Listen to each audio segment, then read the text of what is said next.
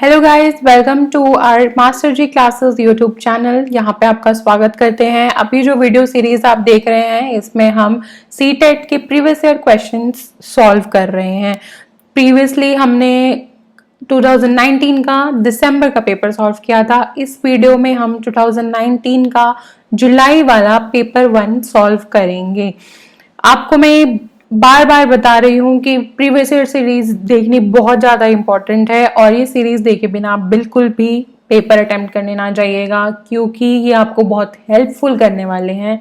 और आपको मैं एक बार और बोल देती हूँ, हमारे चैनल को ज़रूर सब्सक्राइब कीजिए, लाइक कीजिए, वीडियोस को कमेंट कीजिए अगर आपके कोई डाउट है, अगर आपको कोई चीज़ अच्छी लगी है, आपको कोई चीज़ पसंद आई है तो, और अपने फ्रेंड्स के साथ ज़रूर शेयर कीजिए। Please guys subscribe to our channel.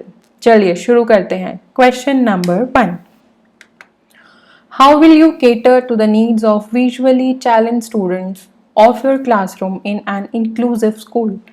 यहाँ पे इंक्लूसिव स्कूल को समझना ज़रूरी है। इंक्लूसिव स्कूल का मतलब होता है कि हम डिफरेंट टाइप के बच्चों को एक साथ रख के उनको पढ़ाते हैं ताकि वो लर्न करें, वो चीज़ें पार्टिसिपेट करें चीज़ों में और वो सीखें। तो विजुअली चैलेंज स्टूडेंट्स को अगर हम उसमें रख रहे हैं तो उनका हमें डिफरेंट स्पेशल ध्यान देना पड़ेगा। क्यों? क्योंकि वो विजुअली चैलेंज हैं, वो स्पेशल स्टूडेंट्स हैं। अब हम देखते हैं ऑप्शंस क्या हैं, हम विजुअली चैलेंज स्टूडेंट्स को कैसे पढ़ा सकते हैं। Use alternate teaching learning methods and resources. बिल्कुल सही बात है। विजुअली इम्पेयर्ड जो स्टूडेंट्स होते हैं उनके लिए हमें बरेली वाली जो लिपि है वो बहुत ज़रूरी है। उसके बिना वो कैसे पढ़ पाएंगे visually impaired students. Send them to special educator. Braille लिपि के आगे हम इस चीज़ को बहुत कम सिग्निफिकेंट मानते हैं। अगर कोई अच्छा टीचर होगा तो उसको हम स्पेशल एजुकेटर के पास भेजने की ज़रूरत नहीं है, हम उसको अच्छे से पढ़ा सकते हैं। Provide them extra time for practice, ये यहाँ पे गलत है। Provide them extra time for practice, extra time for practice में वो सीख नहीं पाएंगे। Make them sit with higher achievers, देखिए ये तो बहुत ही गलत है। क्यों गलत है? क्योंकि अब अगर उनको हाई अचीवर्स के साथ बिठा देते हैं तो उनको तो कॉम्प्लेक्स हो जाएगा। क्यों? हाई अचीवर्स आपको क्वेश्चन देते हैं तो वो सॉल्व कर लेंगे, बट कोई विजुअली इम्पेयर्ड चिल्ड्रन है, स्टूडेंट है, उसको कैसे सॉल्व कर पाएगा? तो हमारा राइट आंसर आता है use alternate teaching learning methods and resources. चलिए next question. A class 3 student perform multiplication of 16 multiplied by 25 as follows. 16 multiplied by 25, 8 into 2, 5 into 5। देखिए उसने 16 को पहले 8 into 2 में ब्रेक किया, देन उसने 25 को 5 into 5 में ब्रेक किया। फिर वो क्या कर रहा है, इनकी प्लेसेस इंटरचेंज कर रहा है और वो 8 into 5 और 2 into 5 को मल्टीप्लाई करके वो 400 आंसर ले आता है। हमने मैथ्स में पढ़ा है, इस लॉ को हम क्या बोलते हैं कि A into B is equals to B into A। इसे हम एसोसिएटिव लॉ बोलते हैं। हमने पढ़ा हुआ है, ये लॉज आपको ज़रूर पता होने चाहिए क्योंकि इन पे डायरेक्ट ट्रिकी क्वेश्चन आ जाता है और आप उसको तुरंत अटेम्प्ट कर सकते हैं अगर आपने लॉज अपने दिमाग में बिठा रखी होती हैं। तो क्वेश्चन कहता है which property of multiplication has the student used in this question. Time waste करने की जरूरत ही नहीं है, इसका आंसर सीधा सीधा एसोसिएटिव लॉ आ जाता है। चलिए हम नेक्स्ट क्वेश्चन देखते हैं। विच of the following is not related too early number concept. Not पूछा गया है और नंबर कॉन्सेप्ट हमें दिया गया है। क्वेश्चन को बहुत ध्यान से पढ़ने की जरूरत है। क्लास इंक्लूजन, हमने डिफरेंट क्लासेस बना दी, फिर हम उसमें एडिशन कर रहे हैं, सब्ट्रैक्शन कर रहे हैं, क्लास इंक्लूजन हो गया। कंजर्वेशन हो गया, हम किसी एक तरीकों को दूसरी फॉर्मेट में भी बता रहे हैं, किसी एक एंटिटी को दूसरी तरीके से भी हम एक्सप्रेस कर रहे हैं। मेजरमेंट एंड क्लासिफिकेशन, देखिए इसमें सीधा सीधा आता है, किसी बच्चे को अगर हम नंबर कॉन्सेप्ट सिखाते हैं तो हम उसको मेजरमेंट सबसे पहले नहीं सिखाएंगे। बिल्कुल टाइम वेस्ट करे बिना हम आंसर मार्क कर देंगे, C is the answer. Next question. Which of the following statements is true regarding numeral and number. बहुत ही अच्छा क्वेश्चन, क्योंकि बच्चों को कई बार न्यूमरल और नंबर में कंफ्यूजन रहता है। हमें दो स्टेटमेंट्स दी गई हैं ए और बी, हमें बताना है दोनों स्टेटमेंट्स में से कौन सी स्टेटमेंट करेक्ट है। चलिए, a numeral is a symbol used to represent number. देखिए, पहले मैं आपको न्यूमरल और नंबर के बारे में बता देती हूँ। न्यूमरल हो गया हमारे पास एक, नंबर हो गया। नंबर हमारा 1 हो गया। न्यूमरल होता है किसी एक नंबर को रिप्रेजेंट करने का तरीका। जैसे आप नंबर 1 को आप अरेबिक में 1 रिप्रेजेंट कर देते हैं। आप अगर रोमन न्यूमरल्स में लिखने लग गए, रोमन नंबर्स में लिखने लग गए, तो आप इसको इस तरीके से प्रेजेंट करेंगे। 2 नंबर हो गया, 2 को आप अरेबिक में 2 प्रेजेंट करेंगे, रिप्रेजेंट करेंगे, और न्यूमरल नंबर में, रोमन नंबर्स में हम ऐसे प्रेजेंट करेंगे। तो a numeral is a symbol use to represent number, बिल्कुल सही बात है। Same number can be represented by different numerals, ये भी हमने देख लिया। 1 को हम अरेबिक में ऐसे रिप्रेजेंट करते हैं और रोमन्स में हम ऐसे रिप्रेजेंट करते हैं। दोनों ही स्टेटमेंट करेक्ट है। कहाँ पे लिखा है दोनों statement correct? Both A and B are correct. चलिए, next question. Which of the following is not a mathematical process? Options पढ़िए एक बार जल्दी से, आप तुरंत बता देंगे। कई बार हमने ये क्वेश्चन रिपीट होता हुआ देखा है, आप तुरंत बता देंगे। कैसे?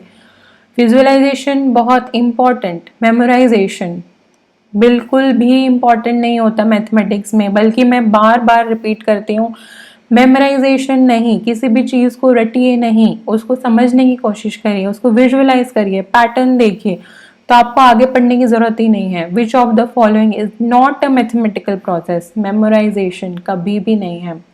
आप मेमोराइजेशन देखिए और उस क्वेश्चन को तुरंत सॉल्व कर दीजिए अगर वो ऑप्शंस में दिया हुआ है तो।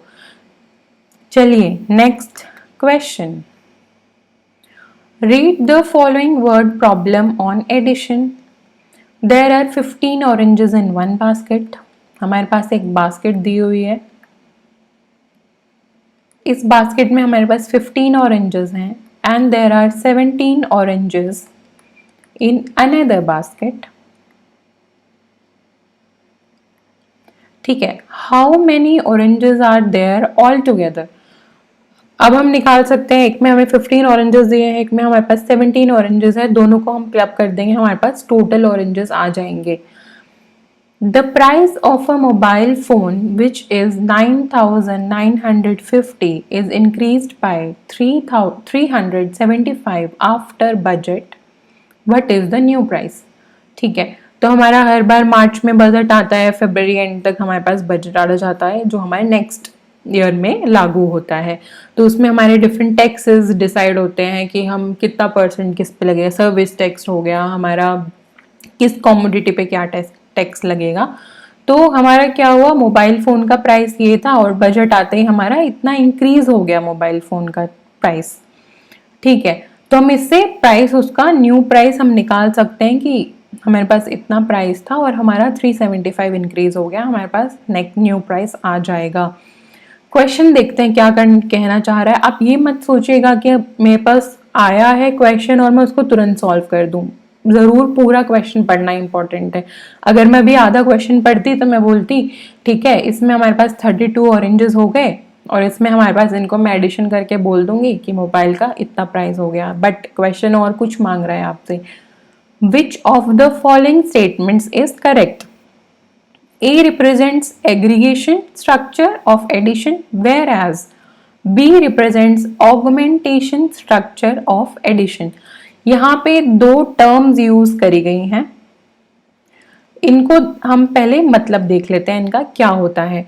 एग्रीगेशन का मतलब होता है किसी दो कमोडिटीज को ऐड करना, किन्हीं दो चीजों को कंबाइन करना, उसे हम एग्रीगेशन बोलते हैं।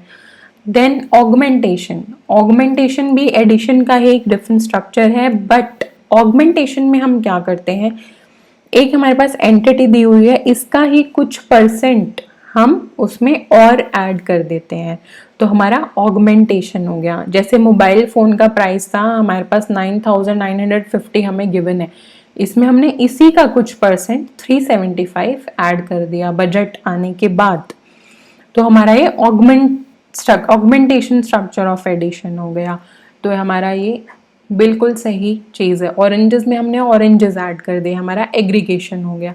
मोबाइल फ़ोन में उसका ही कुछ परसेंट हमने उसमें ऐड कर दिया, ये हमारा ऑगमेंटेशन हो गया। बहुत इंपॉर्टेंट क्वेश्चन है।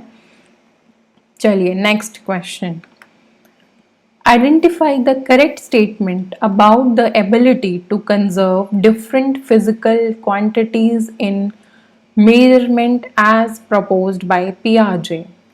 ठीक है, अब यहाँ पे मैं आपको बता देती हूँ पियाजे ने क्या थ्योरी दी थी। वो छोटे बच्चों का जो चीज़ें ग्रास्प करने का, जो चीज़ें सीखने का तरीका होता है, उनके ऊपर उन्होंने थ्योरी दी थी। तो उन्होंने क्या बोला था कि जो छोटा बच्चा होता है, जो बहुत इनिशियल स्टेज ऑफ लर्निंग में होता है, वो वेट्स को पहले समझता है और वॉल्यूम को बाद में। कैसे? अगर आपकी उसके सामने एक ग्लास रखा हुआ है, वो हैवी है, एक सिलेंडर रखा हुआ है या वो हैवी है, उसे पता है कि अगर वो ग्लास उठाएगा तो उससे उठ जाएगा, बट अगर वो सिलेंडर उठाने जाएगा तो उससे नहीं उठेगा, क्योंकि वो अपनी एबिलिटी उसमें चेक कर रहा है। तो वो वेट्स का कॉन्सेप्ट पहले सीखता है और वॉल्यूम का कॉन्सेप्ट बाद में सीखता है। तो आप इसमें ये पूछ रहे हैं कि पियाजे की थ्योरी के अकॉर्डिंग क्या चीज सही है measurement of two physical quantities में। तो मैंने आपको बता दिया कि पियाजे की क्या थ्योरी थी। चलिए अब हम ऑप्शंस पढ़ते हैं। कंजर्वेशन ऑफ वॉल्यूम इज ग्रास्प्ड मतलब वो सीखता है, before conservation of mass. Volume पहले सीखता है, मास बाद में। नहीं, ये उनकी थ्योरी नहीं थी। Conservation of weight is grasped before conservation of number, ये भी उनकी थ्योरी नहीं थी। उनकी थ्योरी थी वॉल्यूम और मास के बीच में, और मास पहले सीखता है बच्चा और वॉल्यूम बाद में।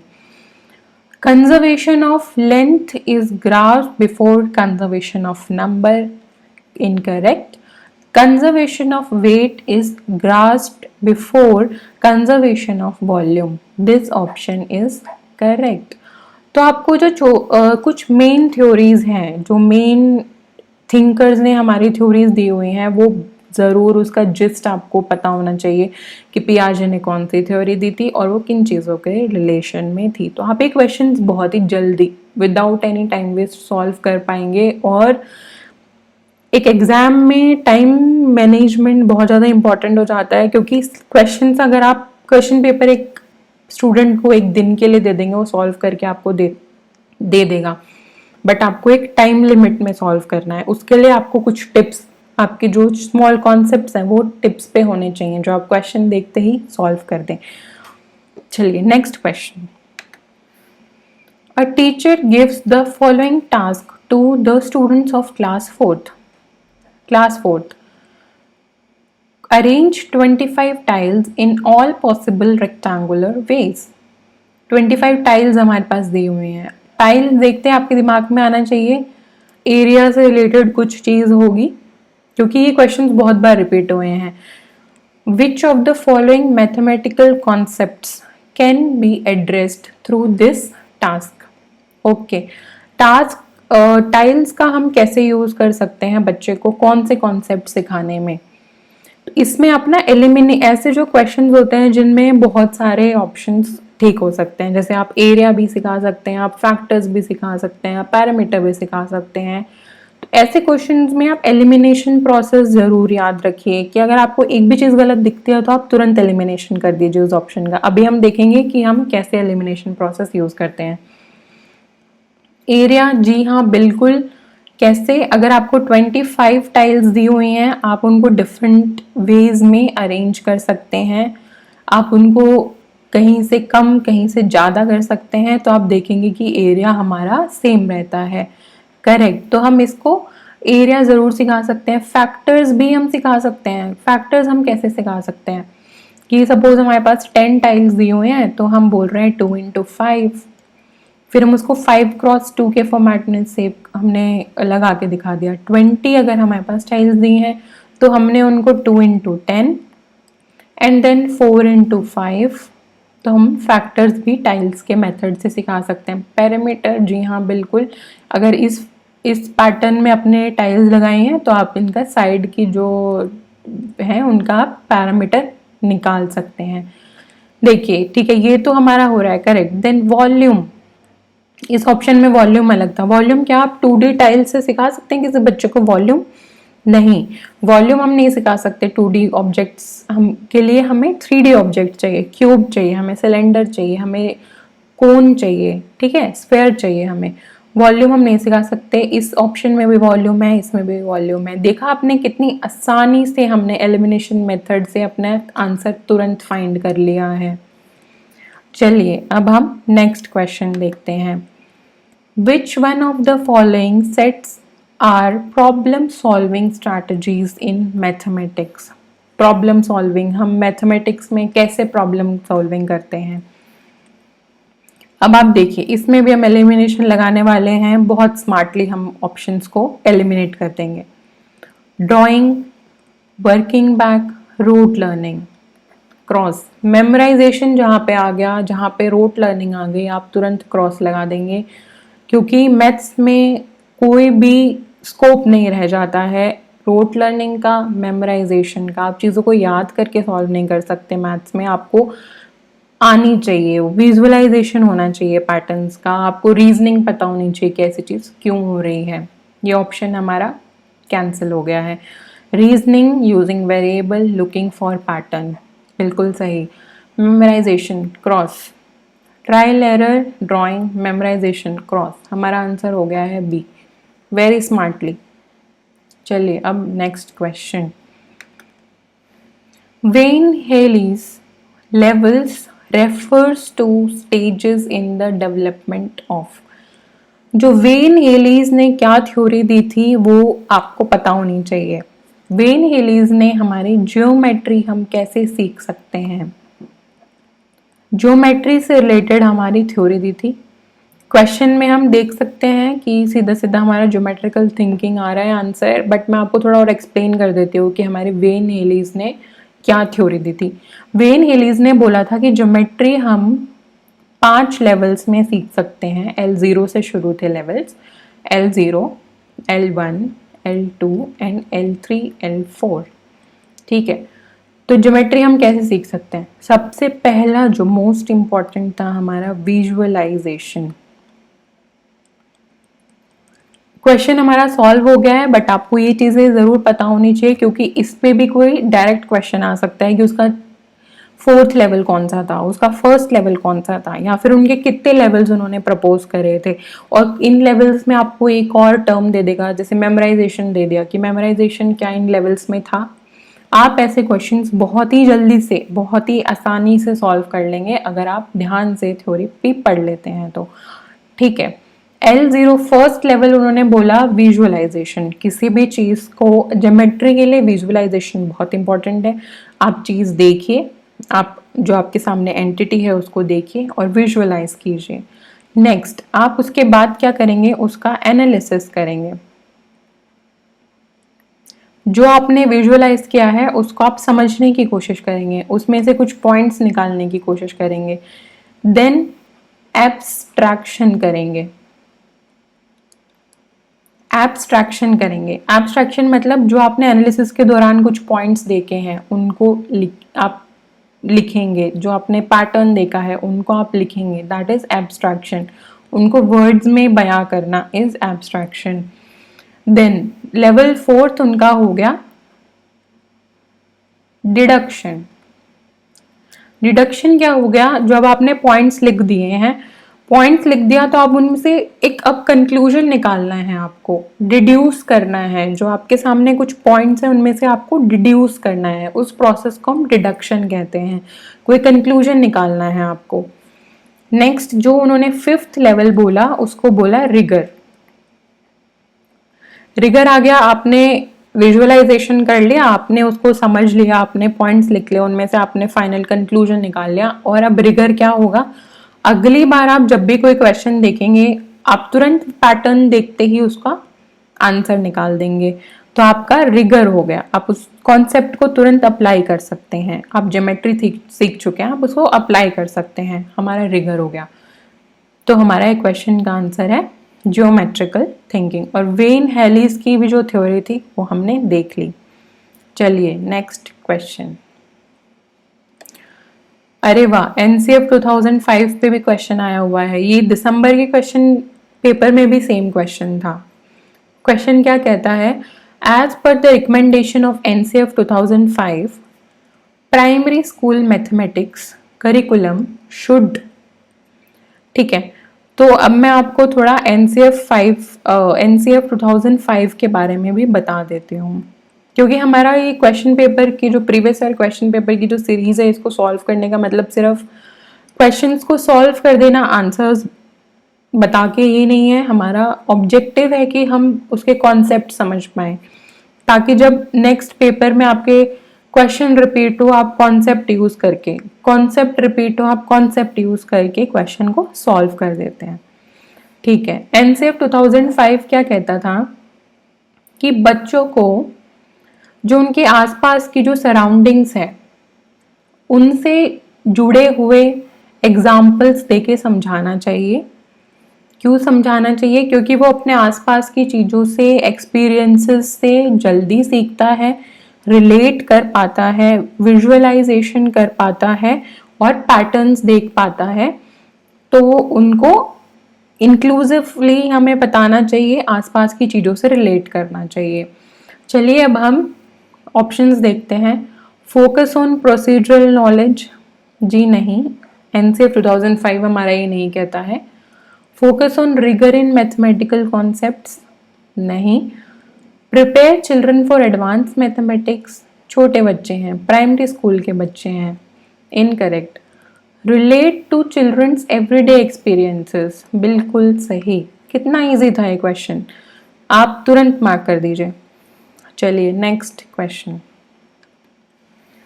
विच of the following teaching learning resources is best suited to explain the concept of multiplication of two decimal numbers? जैसे हमें एग्जाम्पल दिया हुआ है। ठीक है, हम देखते हैं अबैकस। बहुत छोटे बच्चे हैं, उनको आप बेस्ट तरीके से अबैकस से नहीं बता सकते, उनको आपको लंबा प्रोसेस हो जाएगा अबैकस से आप बताने चलेंगे तो। नंबर चार्ट से आप नहीं बता सकते, ग्राफ पेपर से आप बता सकते हैं, डाइंस ब्लॉक से भी आप नहीं बता सकते। अब ग्राफ पेपर से कैसे बता सकते हैं मैं आपको बताती हूँ। आपके पास एक ग्राफ पेपर है, चलिए हम यही एग्जाम्पल ले लेते हैं जो 0.3 और 0.2 को इन्होंने मल्टीप्लाई करा हुआ है। एग्जाम्पल में हमारे पास एक ग्राफ पेपर है, इस तरीके से ग्राफ पेपर बना लेते हैं। आपको भी समझ आ जाएगा हम कैसे मल्टीप्लिकेशन कर सकते हैं ग्राफ पेपर की हेल्प से। ठीक है, ये हमारा एक ग्राफ पेपर है। 0.1 हम रिप्रेजेंट कर रहे हैं एक ब्लॉक से, लेंथ से, तो हमारा 0.3 कितना हो गया, इतना हो गया। यहाँ पे भी हमारा 0.1 है। इसका एरिया जो है, एरिया हमारा कितना हो गया, ठीक है। यहाँ से भी हम 0.2 ले लेते हैं दूसरी साइड से, 2D ग्राफ है हमारा। तो देखिए ये हमारा 0.2 हो गया, ये हमारा 0.3 वाला एरिया हो गया, और जो हमारा इंटरसेक्शन इसमें आ रहा है वो हमारा इतना इंटरसेक्शन है, इतना इंटरसेक्शन हमारा बन रहा है इसमें। और एक ब्लॉक का एरिया हमारा 0.01 है, तो हमारे कितने ब्लॉक्स हैं इसमें, 6 ब्लॉक्स हैं। हमारा आंसर हो गया 0.06। कितनी आसानी से हमने बच्चों को multiplication of 2 decimal numbers graph paper से सिखा दिया। चलिए अब हम नेक्स्ट क्वेश्चन देखते हैं। Which of the following is not an effective strategy to assess primary level students learning in mathematics? Not पूछा गया है, ध्यान दीजिएगा। Analyzing children's errors to understand their reasoning, बहुत ही ज़्यादा ज़रूरी है। बच्चे किस चीज़ में एरर कर रहे हैं, कौन से कॉन्सेप्ट उन्हें अच्छे से नहीं समझ आया, प्रॉब्लम कहाँ रह गई है, ये हमें पता होना चाहिए, और ताकि हम बच्चों को अच्छे से समझा पाएंगे। Designing tasks which elicit more than one level of response, किसी बच्चे को आप ऐसे क्वेश्चन दे रहे हैं जिसका आंसर मल्टी डायमेंशनल है, वो कई तरह से उसको अप्रोच कर सकता है और आंसर दे सकता है, तो इससे बच्चे की थिंकिंग बढ़ती है। आप उसको देख पाएंगे कि किस तरीके से बच्चा सोचता है, थिंकिंग प्रोसेस क्या है उस बच्चे का। बिल्कुल सही है। Using primary group administered tasks, नहीं। छोटे बच्चों को आप अगर एक दूसरे के साथ मिलके करने देंगे और उनको समझा भी नहीं रहे हैं डिफरेंट प्रोसेसेस से, तो वो नहीं सीखेंगे। जितना उनमें ज्ञान है वही एक दूसरे से बांटेंगे। वो मैथ्स नहीं आप एक ग्रुप बना के सिखा सकते हैं। Designing task to differentiate between rote memorization and conceptual understanding, ये बहुत अच्छी बात कही इन्होंने। अगर आपके पास एक रोट लर्निंग है और आपके पास कॉन्सेप्चुअल लर्निंग है, कौन सी ज़रूरी है? कॉन्सेप्चुअल लर्निंग हमारी ज़रूरी है। तो बच्चों को हमें इस तरीके से पढ़ाना पड़ेगा कि वो डिफरेंशिएट कर पाए रोट लर्निंग में, कि रोट लर्निंग से उन्हें सारे क्वेश्चन नहीं सॉल्व हो रहे हैं जब तक वो किसी कॉन्सेप्ट को नहीं समझ लेते हैं। तो हमें ऐसे क्वेश्चन भी उनको कराने पड़ेंगे जो रोट लर्निंग से नहीं सॉल्व हो रहे होंगे, उन्हें कॉन्सेप्ट ही अप्लाई करना पड़ेगा। ये भी बहुत अच्छा पॉइंट है मैथ्स के लिए। तो हमारा आंसर क्या हो गया? ये सी ऑप्शन हमारा आंसर हो गया कि ये इफेक्टिव मेथड स्ट्रैटेजी नहीं है। चलिए अब हम नेक्स्ट क्वेश्चन देखते हैं। Which of the following is not a characteristic of effective maths pedagogy? ठीक है, options: following strict time rules when introducing a new concept. Incorrect, पहला ऑप्शन ही आपका इनकरेक्ट है। कैसे? आपने कोई नया कॉन्सेप्ट सिखाया है, एक बच्चा है जो जल्दी सीख लेता है, एक बच्चा है जो थोड़ा अपना टाइम लेता है कॉन्सेप्ट को एब्जॉर्व करने में, विजुअलाइजेशन पैटर्न्स बनाने में टाइम लेता है। तो आप उनके ऊपर टाइम नहीं इम्पोज कर सकते कि आपको 1 घंटे के अंदर ये समझ आना चाहिए और मैं तुरंत आपसे टेस्ट ले लूँगा। This is incorrect. आप उनके ऊपर टाइम लाइन्स नहीं इम्पोज कर सकते। आपने नया कॉन्सेप्ट सिखाया है, उनको टाइम दीजिए, उनको अपना पूरा टाइम दीजिए उनको समझने के लिए। Focusing patterns of students errors, ये जैसे हमने पिछले क्वेश्चन में भी बोला था, ये इंपॉर्टेंट है। Making connections with everyday experiences, correct, NCF 2005। Using various teaching learning strategies for a single concept, ये भी सही है। बच्चे डिफरेंट मेथड से सीखेंगे, उनको अलग पैटर्न्स से समझ आएगा, वो विजुअलाइजेशन पैटर्न्स बना पाएंगे। तो हमारा ये नॉट का ऑप्शन आंसर हमारा हो गया ए। चलिए next question. In a school, ध्यान से देखिएगा, in a school half of the students play badminton. तो हम लेट कर लेते हैं, सपोज उस स्कूल में एक्स स्टूडेंट्स हैं, half of the students play badminton, x/2, half हमारा हो गया, बैडमिंटन प्ले करते हैं। देन 1/4, हाफ हमारा हो गया ये। तो हमारे कितने बचे? हाफ ही बचे। हाफ में से बोल रहे हैं कि टोटल जो स्ट्रेंथ है उसके 1/4 बच्चे वॉलीबॉल खेलते हैं। ठीक है, अब हमारे कितने बच्चे बच गए? x/4 बच गए। x/4 का ये बोल रहे हैं कि 1/8 जो बच्चे हैं वो टेनिस प्ले करते हैं।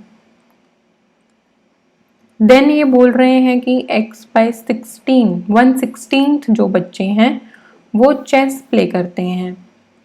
फिर ये बोल रहे हैं कि जो रिमेनिंग बच गए, फॉर एग्जाम्पल हम y ले लेते हैं, जो रिमेनिंग बच्चे बच गए वो हमारे स्विमिंग कर रहे हैं।